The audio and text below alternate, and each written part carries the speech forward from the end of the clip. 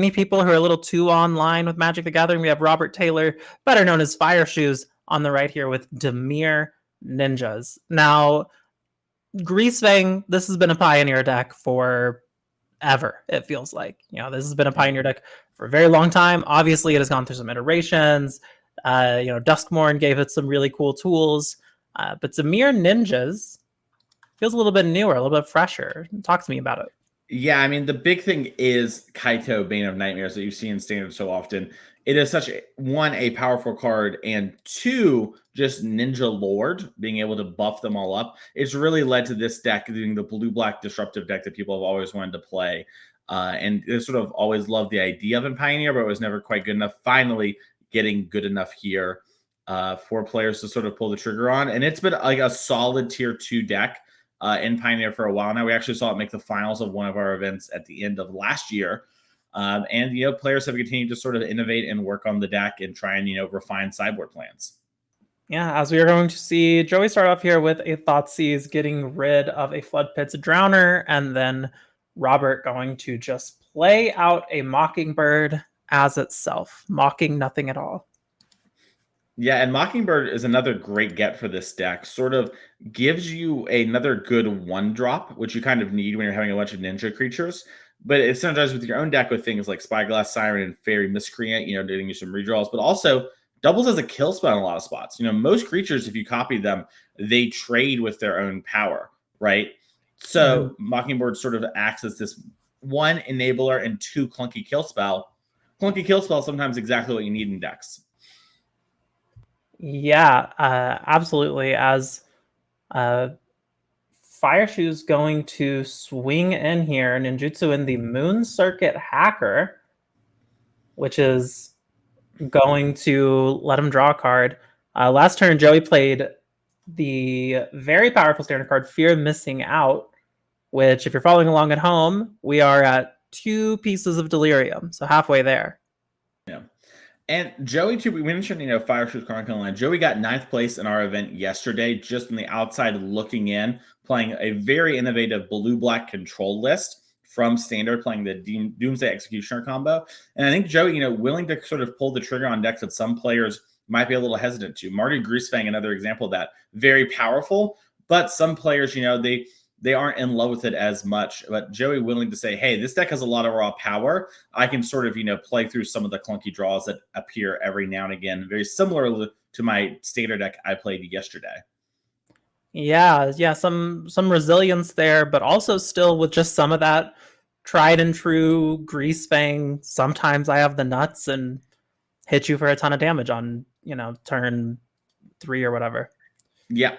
And I think that's the real advantage of something like Mardu Greasefang, right? Is you get to play cards like Fable that are sort of, just play your mid-range game a bit more, but still enable some of these wild draws. So Joey's deck doesn't have like the Asika's Chariot backup engine that we see from, things like Abzan Greasefang. We just have 4 Parhelions and 2 Sky Sovereigns. So it's much more kind of like, imagine you're playing, a mid-range deck with a combo and not a combo deck that can play mid-range. Yeah, so we're going to see Robert Taylor attack in here, and Ninjutsu in another Moon Circuit Hacker. Draw a card. So I've played a lot of this deck, specifically on Arena with, it's where I like to play this one. It's one of my go-to. I'm on the treadmill at the gym decks. And this card is, I would say, have a high correlation with winning. When I draw this card, kind of like Robert is now, you get to just move through your deck so much and get to reuse these powerful ETBs. Now, Spyglass Siren isn't, blowing the doors down or anything like that. But it is letting you just accrue some incidental value. And you combine that with things like, Fatal Push, Thoughtseize, Spell Pierce from this Dimir Ninjas deck. You get a lot of, ways to sort of disrupt your opponent, put them on the back foot. As you see, Robert kind of shakes his head. I think his hand's just all threats, no interaction for the most part. Yeah, and we're going to go over to Joey, who's now going to have a Fable trigger. I mean, this could potentially put Delirium in the yard, depending on what is in his hand. Yeah, and if we get Delirium in the yard, we probably also have a Greasefang vehicle. This deck is pretty good at Delirium, but not the greatest. Yeah, not sure. Is that an Overlord? I think that is Overlord, which would give Delirium. Right, that's enchantment and creature. Yeah, and that's a huge one.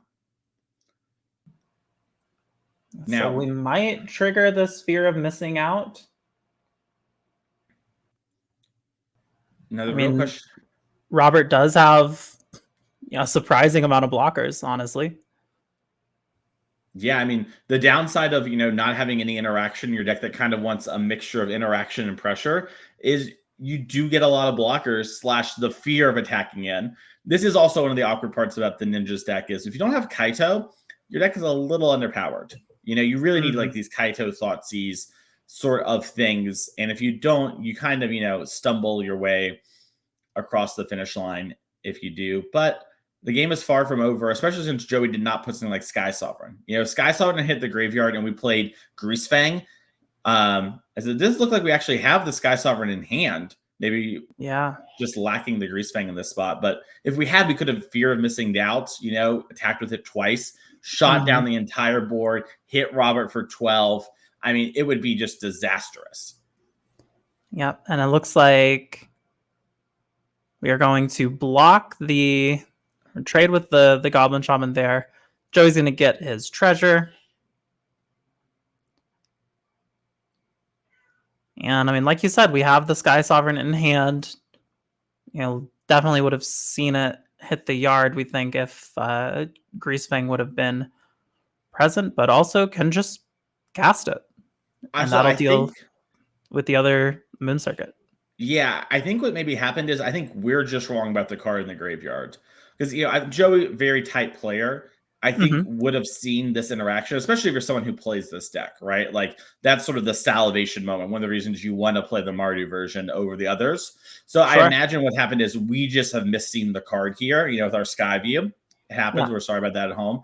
And Joey's just hard casting the Sky Sovereign, getting it on the board. As speaking of getting on the board, Niall, here comes Kaito. Yeah, very, very huge get for Robert Taylor here. Going to attack in with the Kaito, and now we've got some choices here on what exactly he is going to do as far as loyalty activations. Yeah, it looks like we're going for the old Surveil to draw a card. Could have tapped down. Yeah, we could have tapped down the fear of missing out, but decides to try and find a permanent answer to that instead.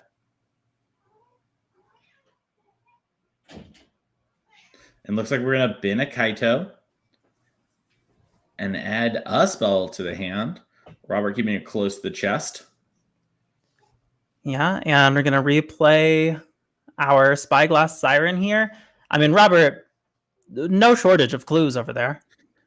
Yeah, he's going to find the way with those maps as the Fable flips, and that's going to guarantee the crewing of the Sky Sovereign, which, I mean, means that at worst the Kaito is dead because we could shoot down the Spyglass Siren and attack it. Now, Joey might have a different plan in mind. Sure, yeah. But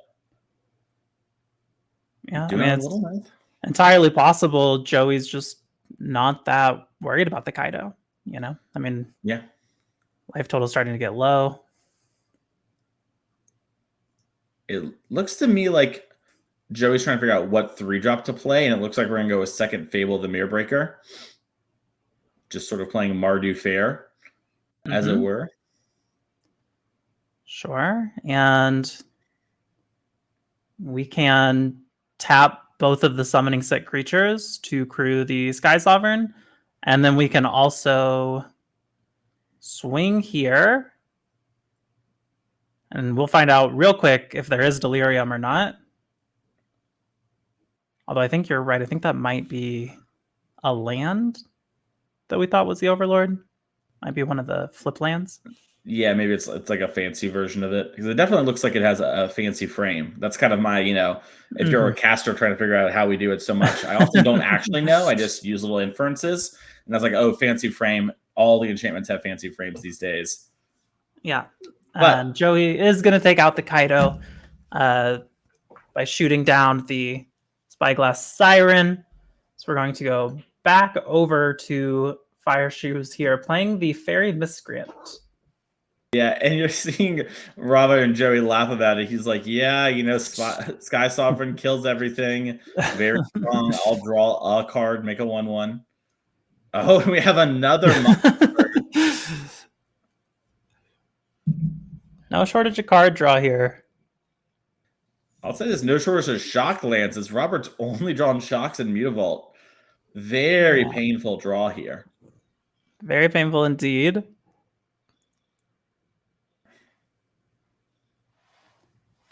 So we swing in.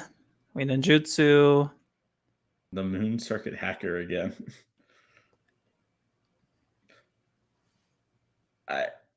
Here's the thing. Robert is surprisingly very close to assigning like lethal. You know, we've knocked Joey down a couple times for 2. You know, Joey's shocked a little. We're not actually like that unrealistic for things to go our way if Joey doesn't have something else to do this turn, right? Because we can't really assign lethal. The Sky Sovereign can only kill one thing in his for 6. That's also all assuming that, you know, we don't have Delirium from the Fabled and Breaker trigger, which could very easily occur here. So we're going to have to see. Right. We could either get it from here. We could make a copy of Fear of Missing Out and perhaps get a thing into the yard. Lots of paths home here for Joey.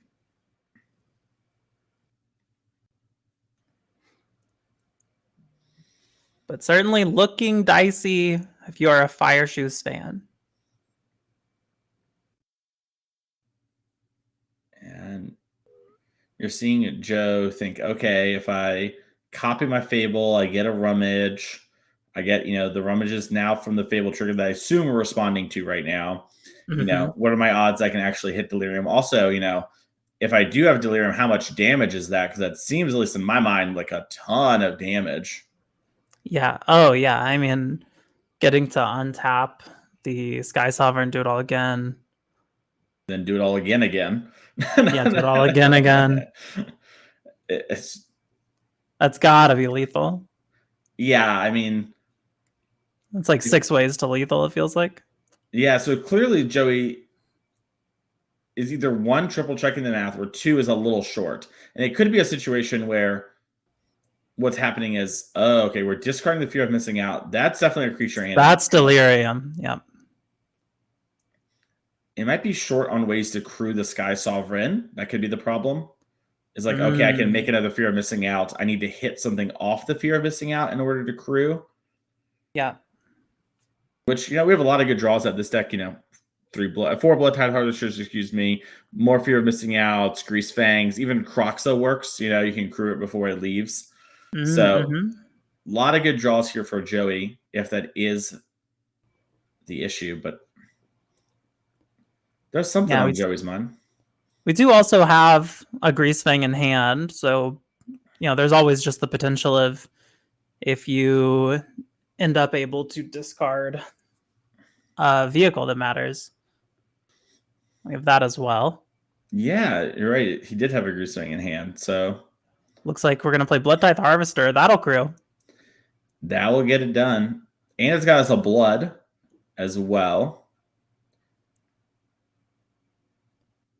So I mean, if you pop the blood and you put instant in the graveyard. Well, we already have it, don't we? We have land, sorcery, enchantment, creature. Lands. Oh yeah, we do. Excuse me. That's right. Yeah, because Fear of Missing Out is both card types. Yeah, so we have it all covered. I guess it's just a matter of. I think we just have to do it.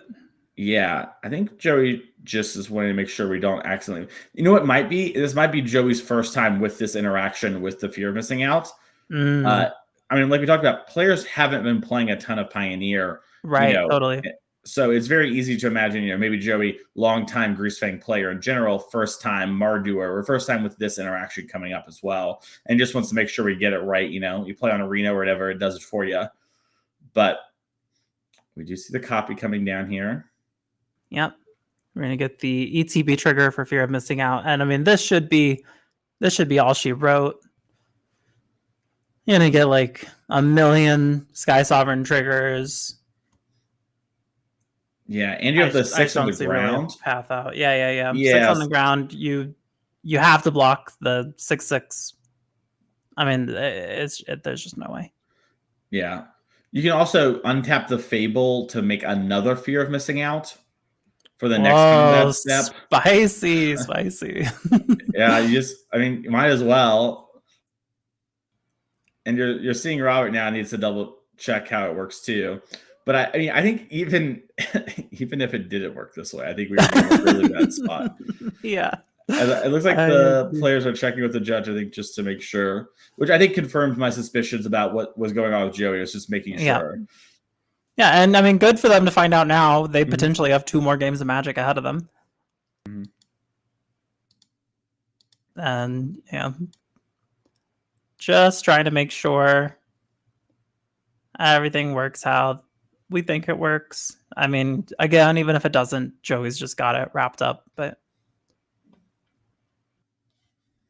yeah, really tough sequence of draws here for Fire Shoes. I mean, like you said, all Shocklands and Mutavault for one.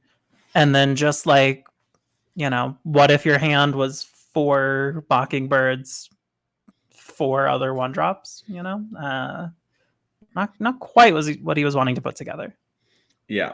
It's one of those things where it's like your deck needs to kind of have a mixture for it to really work, right? You need to have the spell pierces and the fatal pushes and the thought seizes and those sort of things in order to interact along with this pressure, because the pressure isn't big, right? It's not like we've seen from some of these other decks where your creatures can sort of just like go unchecked for 2 or 3 turns and you run away with the game, right? They're all 1/1s and 2/1s. They're not the world's largest things, but there we see, yep, the judge confirms that is how it works. And like we even said, you could have gone again with the Fable. We've seen that trick happen a couple times. It's pretty exciting. But speaking of exciting, I'm excited to see how these games 2 and 3 will go. Yeah, let's take a look real quick at the deck lists and the sideboards that are here. So this is Robert Taylor's Dimir Ninjas list. Taking a look at the list itself and also the sideboard. What are you thinking against Greasewing? I mean, I see these 3 Leyline of the Voids. See some Anoint with Afflictions. What do you like? Yeah, I mean, both of those jump out to me. I like those call outs. And then I could even see maybe something like having a Shieldred if you just want to have a card because the games can sort of stall out and maybe go down a bit on some things like, the Thousand Faced Shadow, which is just like, this miscellaneous 1-drop that is like okay, but not great. Minor Misstep is pretty good, but not great. Basically trim down some of the things that you kind of play to make your deck work / are better against some of the other decks in the metagame and sort of tune your deck up to be a little bit better pound for pound in this matchup. Yeah, absolutely agree. I mean, it's kind of as we were saying earlier. Robert really just needs to find that mix of spells that he was not getting, with just a bunch of 1-drops. And I mean, pretty unfortunate too. He drew like 20 cards with all of his Moon Circuit hacker triggers and Mockingbirds and Fairy Miscreants and Kaido. Just couldn't find it. Yep. And that's the strength of these decks that, like, on the opposing side that do present these really strong end games is they force your opponent to have it. And so even though Robert has the tools to sort of win that kind of game, right? He needed to get a lot of it, don't get us wrong. But he did have sort of the cards available to him. A couple of those Fairy Miscreants or fatal pushes or Mockingbirds with fatal pushes, and that game's a lot different.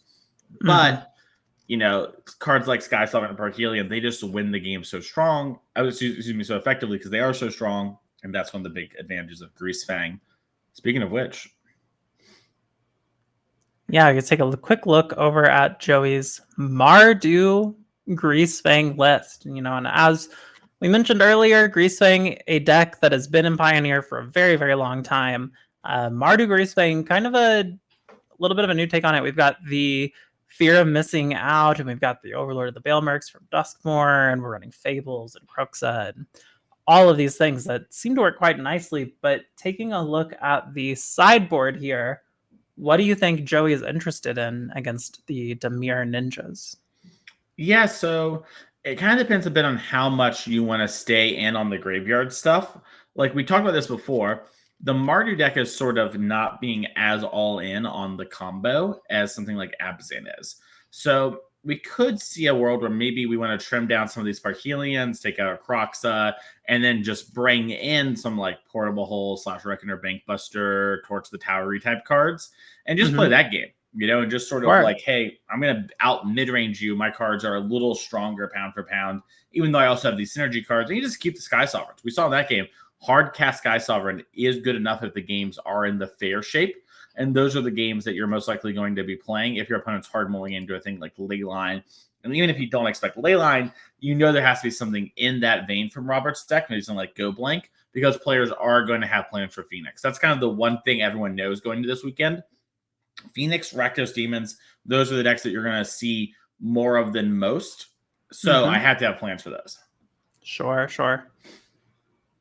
Yeah, well, we will see very soon how our players did decide to do this as they are getting ready down in the feature match area. But real quick, let's talk about some of the upcoming NRG series events. We have May 10th and 11th NRG series in Chicagoland. Saturday, we have a 10K Modern Showdown, and this will be well past BNR. Very excited to see how that shakes out. And then Sunday, the 5K Standard Trial. So, two formats that have been seeing a lot of love lately, a lot of iteration and, depth to them.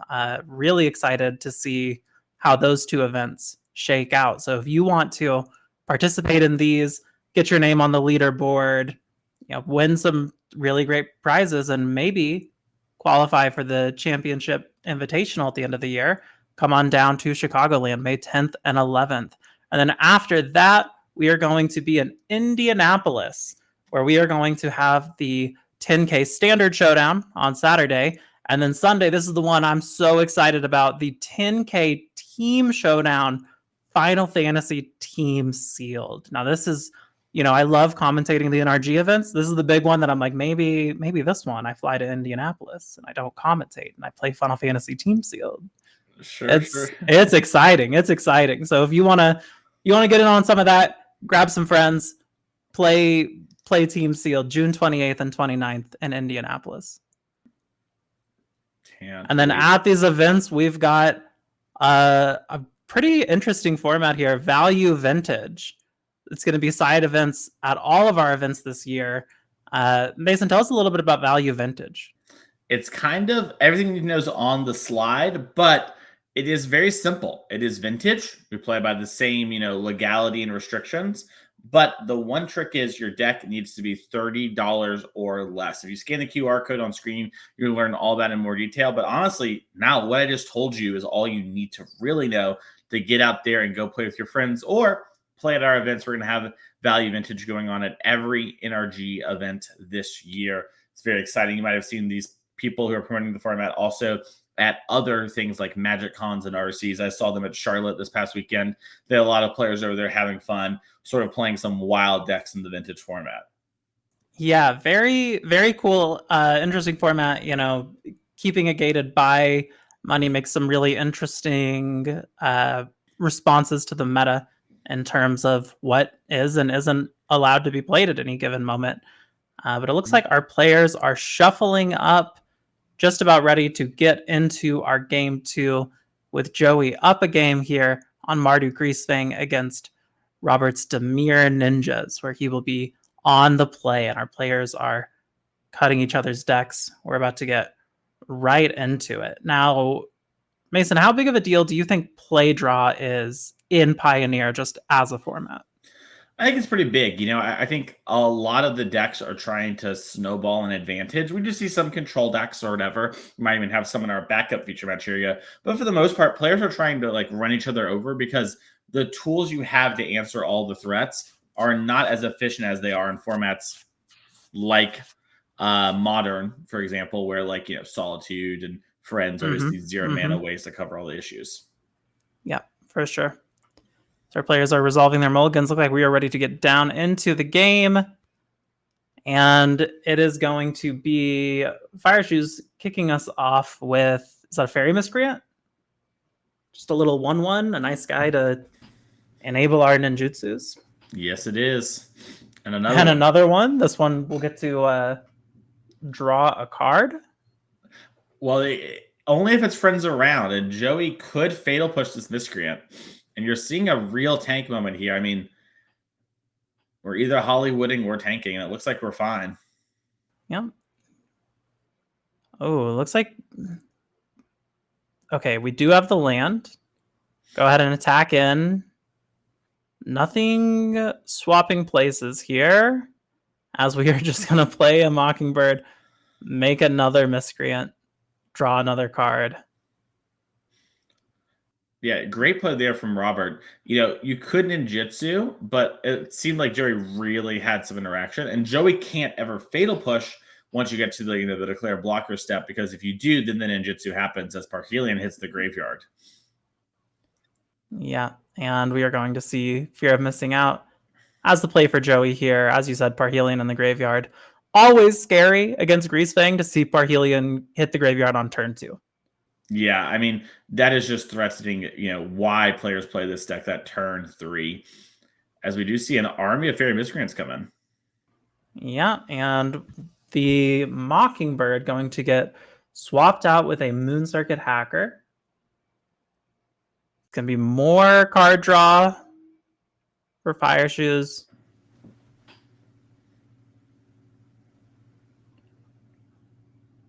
Looks like the Mockingbird coming back down, drawing another card.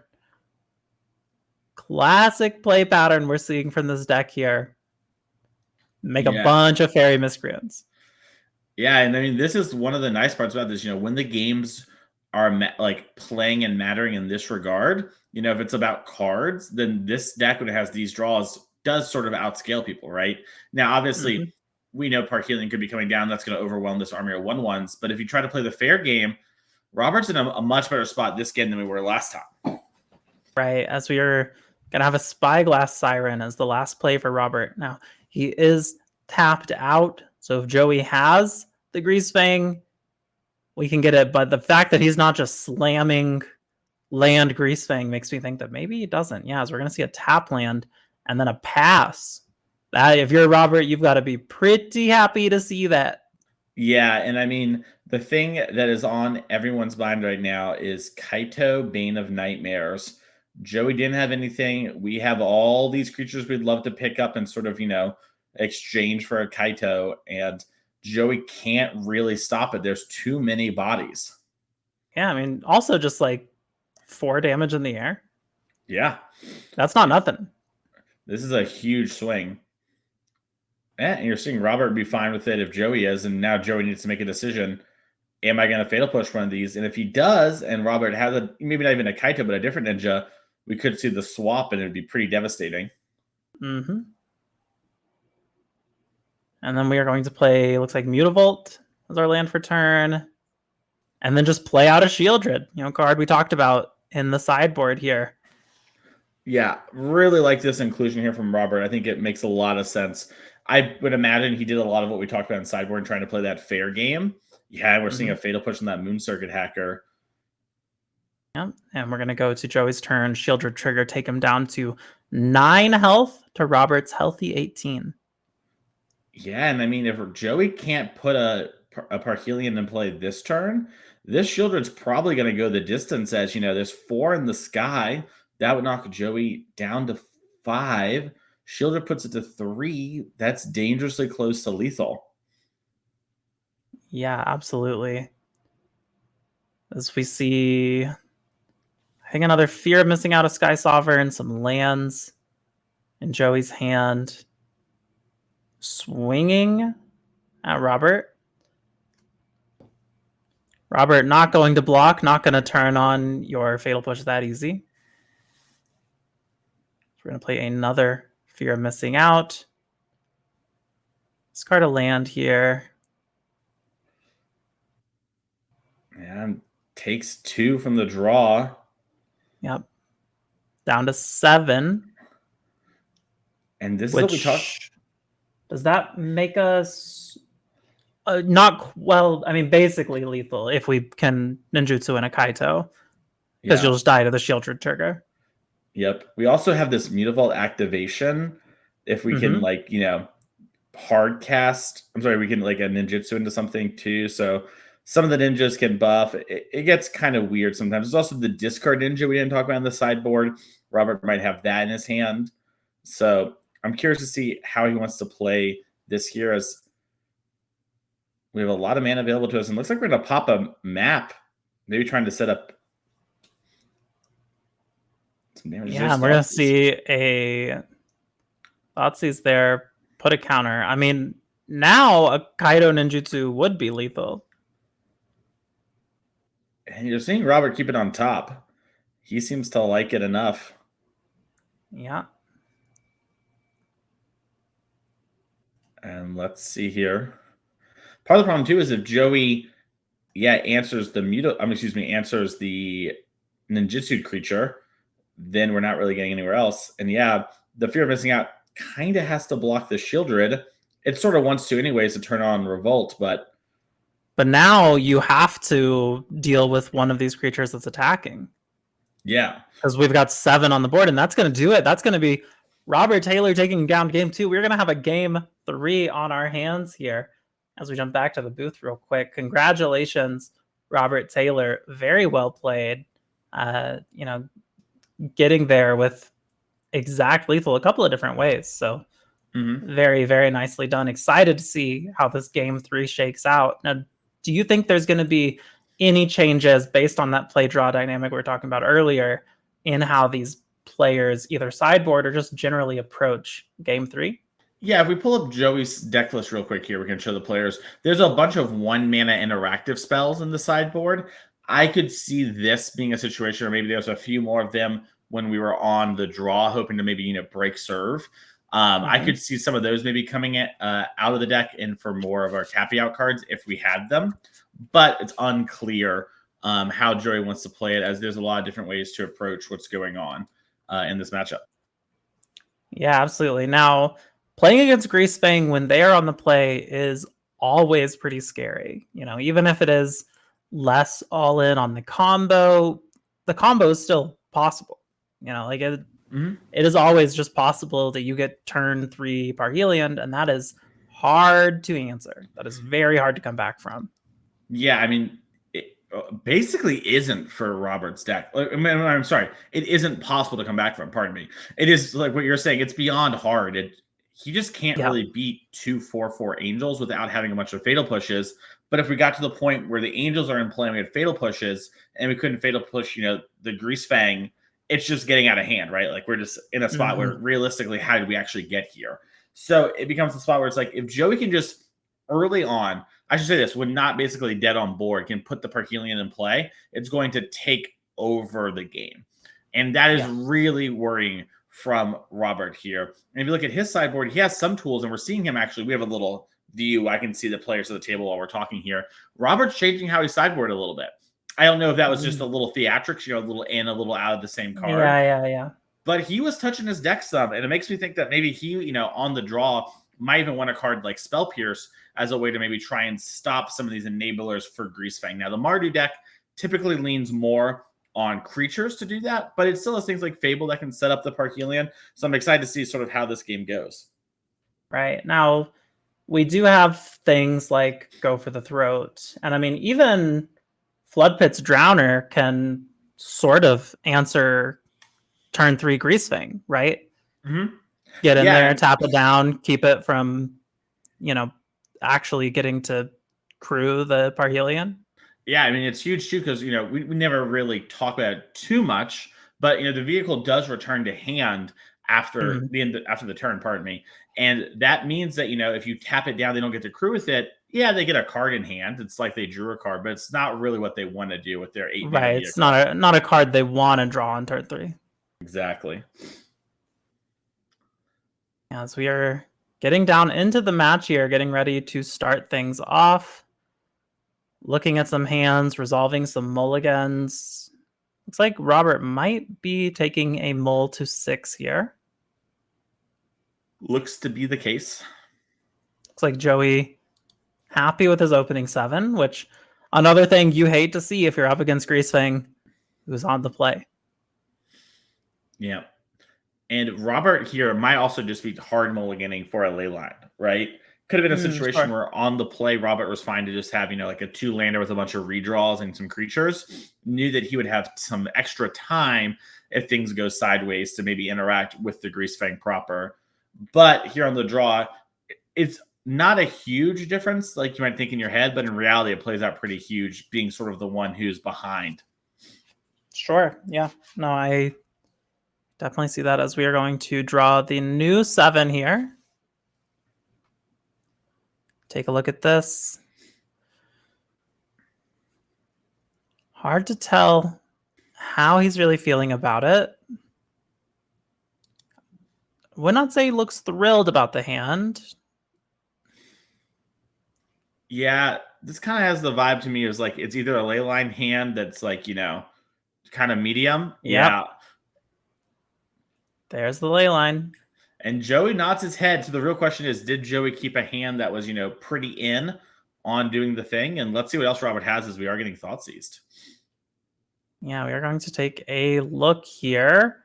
So we're seeing a couple Mockingbirds, a Moon Circuit, a Fairy Miscreant, and 1 land. I mean, what do you take here? The Fairy? Yeah, it's awkward. I think it's Fairy or the Moon Circuit.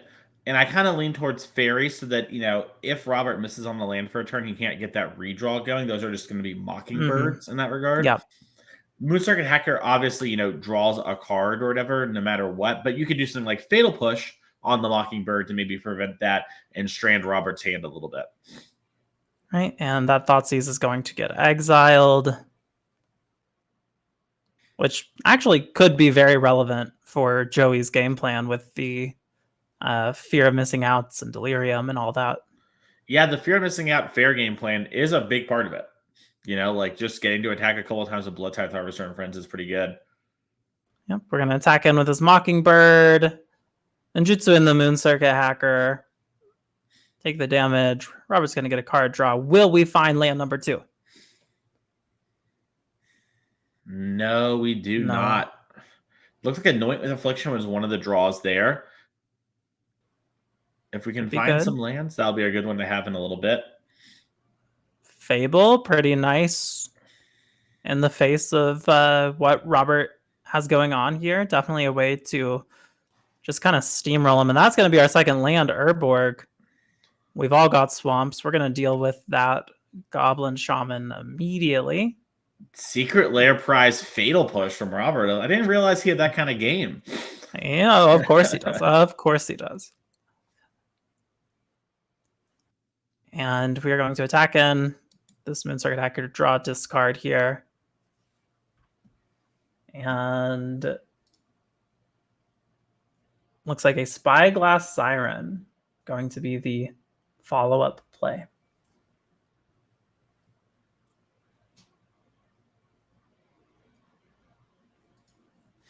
As we go back over to Joey, got our Fable trigger, discarding. Was that a land and a Parhelion? I think so, but I think we also just drew Parhelion from the redraw. Yeah, I think we drew land Parhelion, so tough, but that's 2 turns of having to draw those cards that we get to skip. Yep, and that is huge, like obviously you'd much rather have your cards turn into pieces of material that you actually want instead of, just sort of like moving through it, but you were going to get stuck drawing those cards anyways, so going to help you get out of it sooner. As I do think Joey has a Containment Priest in hand. Ooh, that could be a way to pass back over to Robert, and we'll see if that Containment Priest does come down. We do have 2 in the sideboard. Very reasonable they could come in here. But we are attacking.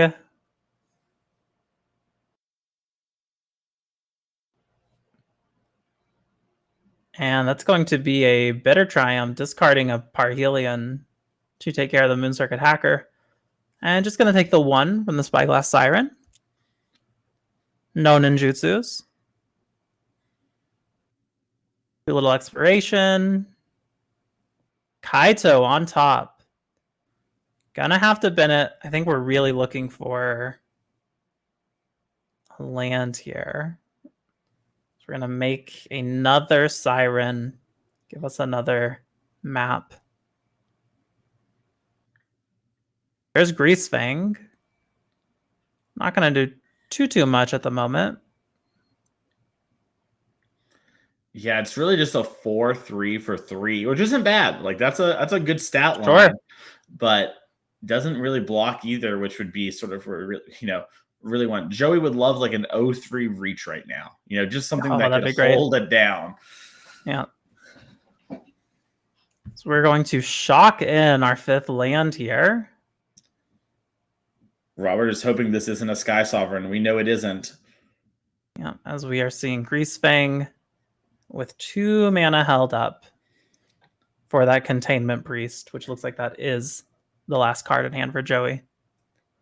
Yeah, and I mean, this isn't an awful spot for either player. Robert's in a good position of being ahead on the race, but his creatures deal so much less damage in the race that he does need to sort of like, this is the turn we need to push a little bit more. We need to be going through. But if we get Containment Priest on one of our creatures, that's going to be massive. All right, well, Leyline of the Void's pretty good. Might want a second one. Yeah, as we're going to get another counter, though, that is pretty relevant. Yeah, changes the clock from 4 turns to 3 turns, which does outpace what Joey is presently presenting.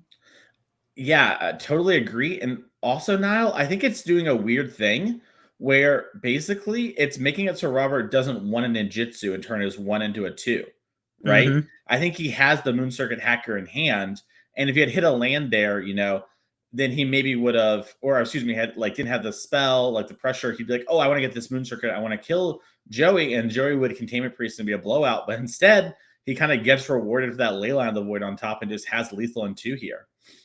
Yeah. And Joey, I think that's a Takenuma. Yep. Tough. I mean, Robert, 4 damage in the air still. Reading Containment Priest. That's a good one to read. We're seeing Robert taking a read on one of his cards. I wonder if he's maybe checking, how this card might work in regard to Containment Priest. Sometimes Magic rules get weird and you just want to double check. But yeah, I mean, Robert's presenting lethal next turn. Joey is 3 turns away. We're going to play a land. And there's a Mockingbird making another Spyglass Siren. And we're just going to pass, not cracking the map. You spotted perhaps an annoyance, and that is going to be the handshake. Congratulations, Robert Taylor, aka Fire Shoes, taking down round 2, becoming 2-0 in our Pioneer 5K. Very well played on the Dimir Ninjas. Yeah, I mean, we talked a little bit about it, how this is sort of one of those like tier 2-y decks that we've seen pick up a little bit towards the end of Pioneer's kind of time in the sun. Now it's a little bit, a backup format in a lot of regards. We are supporting it here, of course, but it's really good in those kind of games, right? Like if the game is a fair game and our interaction kind of lines up and our creatures aren't being able to interact with, that's like a pretty good spot. When things are kind of, doing older Eternal formatty things, that's where the problems happen. I think we saw that reflected in those games. Secret is, though, a lot of the formats trying to do fair stuff. So Robert's deck kind of pretty good in that response. Yeah, I also think it's worth calling out that, Pioneer has for a long time felt to me like a format that really rewards good mulligan decisions. And I think we definitely saw Fire Shoes be rewarded for his mulligan decisions in that last game there. I mean, that ley line made all the difference, it looked like, and really set him up for success. So well played, well executed, very well done, Robert. I mean, well played by both players, but congrats to our 2-0 Robert Taylor. Now, I think we are taking a little bit of a break before we get back to some more Magic. So don't go anywhere. We'll be back before you know it.